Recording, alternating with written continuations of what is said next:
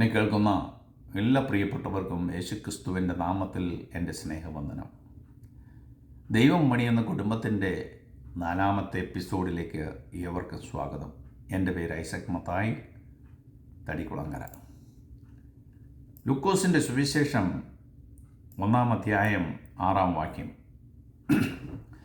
ഇരുവരും ദൈവസന്നിധിയിൽ നീതിയുള്ളവരും കർത്താവിൻ്റെ സകല കൽപ്പനകളിലും ന്യായങ്ങളിലും കുറ്റമില്ലാത്തവരായി നടക്കുന്നവരുമായിരുന്നു. ഈ വാക്യം ഞാൻ എടുത്തത് കുടുംബ പ്രാർത്ഥനയെക്കുറിച്ച്, ആരാധനയെക്കുറിച്ച് സംസാരിക്കുന്നതിനാണ്. ആരാധനയെക്കുറിച്ച് വളരെ വികലമായ ഒരു ചിത്രമാണ് ഇന്ന് നമുക്കുള്ളത്.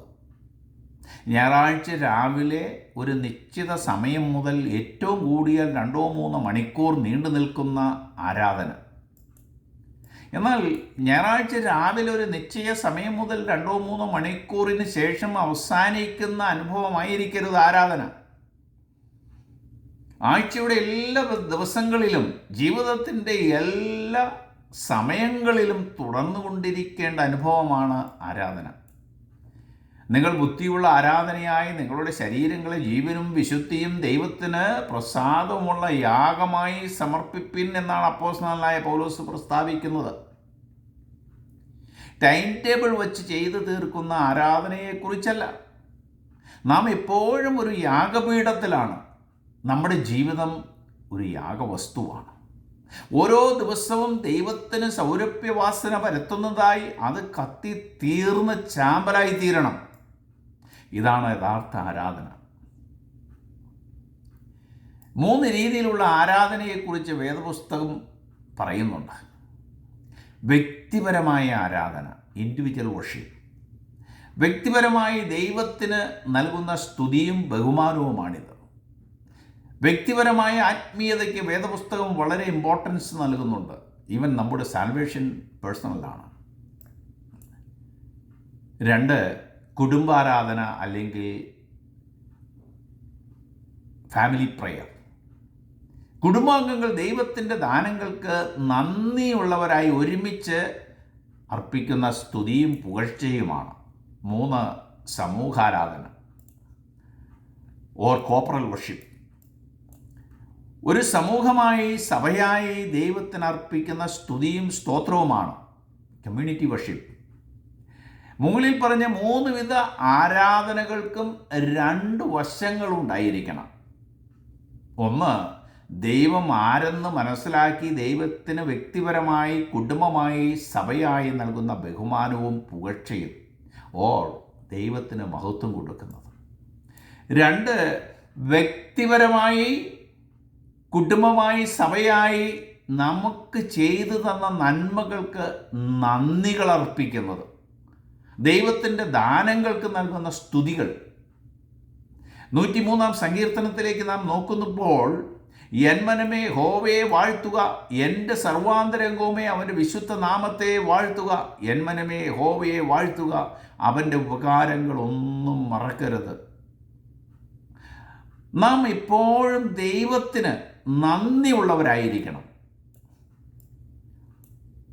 സക്രിയാവ് എലിസബത്ത് ദമ്പതികളെക്കുറിച്ച് വേദപുസ്തകം പറയുന്നത്, ഇരുവരും ദൈവസന്നിധിയിൽ നീതിയുള്ളവരും കർത്താവിൻ്റെ സകല കൽപ്പനകളിലും ന്യായങ്ങളിലും കുറ്റമില്ലാത്തവരുമായി നടക്കുന്നവരും കുടുംബമായി ദൈവത്തെ ആരാധിക്കുന്നവരും സേവിക്കുന്നവരുമായിരുന്നു.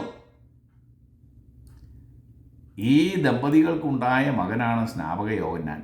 കർത്താവിന് വഴികാട്ടിയായി, മുന്നോടിയായി വഴിതെറ്റിപ്പോയ ഇസ്രായേൽ മക്കളെ മാനസാന്തര സ്നാനത്തിലേക്ക് നയിച്ച് അനുഗ്രഹിക്കപ്പെട്ട മകൻ. ഇന്ന് സഭകളിൽ അംഗസംഖ്യ കുറഞ്ഞുകൊണ്ടിരിക്കുന്ന ഒരു കാലഘട്ടമാണ്. കുടുംബമായി ഞായറാഴ്ചകളിൽ ആരാധനയിൽ പങ്കെടുക്കുന്ന കുടുംബങ്ങൾ വളരെ ചുരുക്കമാണ്.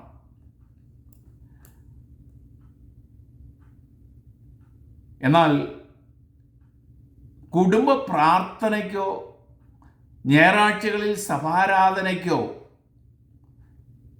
സമയം കണ്ടെത്തുവാൻ ഇന്ന് മനുഷ്യർക്ക് കഴിയുന്നില്ല.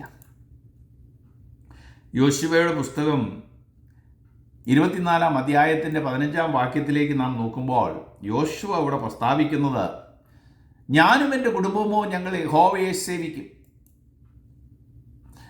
ഈ വാക്യം അനേക ഭവനങ്ങളിൽ വളരെ മനോഹരമായി എഴുതി ഫ്രെയിം ചെയ്ത് വീടിൻ്റെ ഫ്രണ്ട് വാളിൽ തന്നെ തൂക്കിയിട്ടിട്ടുണ്ടാകും. ഭവനത്തിൽ വരുന്നവരെല്ലാവരും ഇത് കാണും.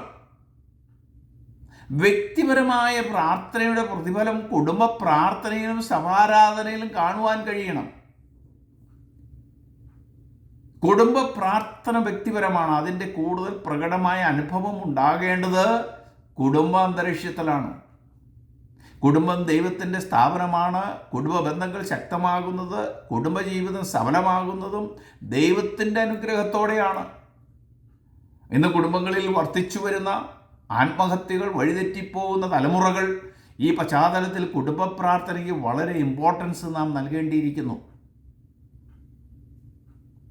ഒരുമിച്ച് പ്രാർത്ഥിക്കുന്ന കുടുംബം ഒന്നിച്ചു നിൽക്കുന്നു.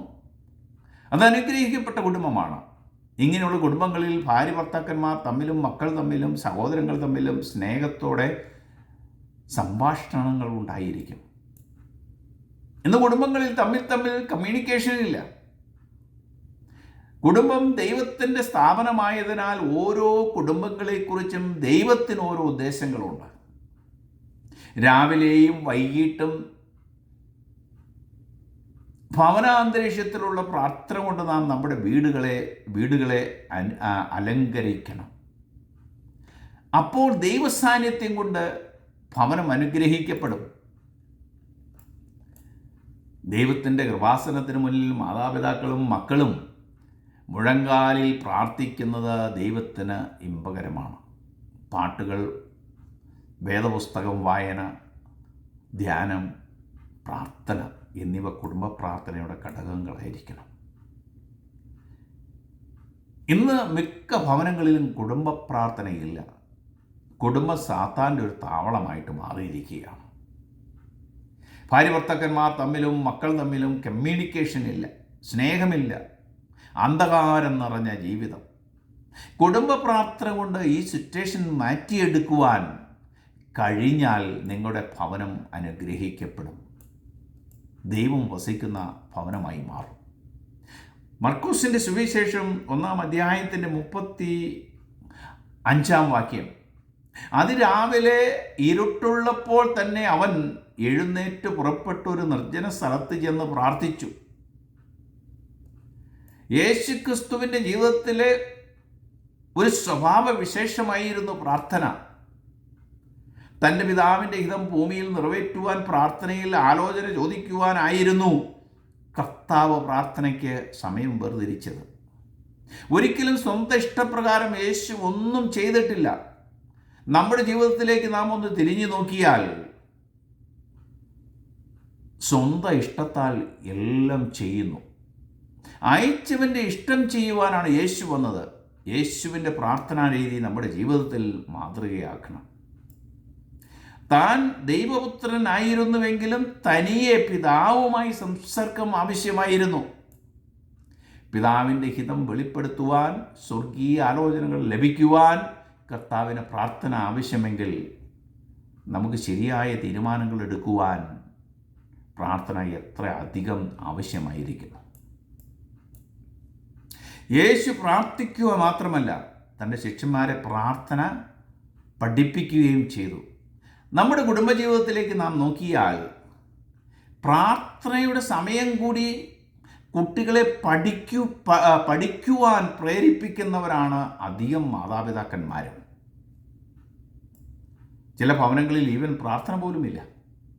ടിവിയുടെയും മറ്റ് സോഷ്യൽ മീഡിയകളുടെയും മുന്നിലാണവർ. സ്തോത്രം.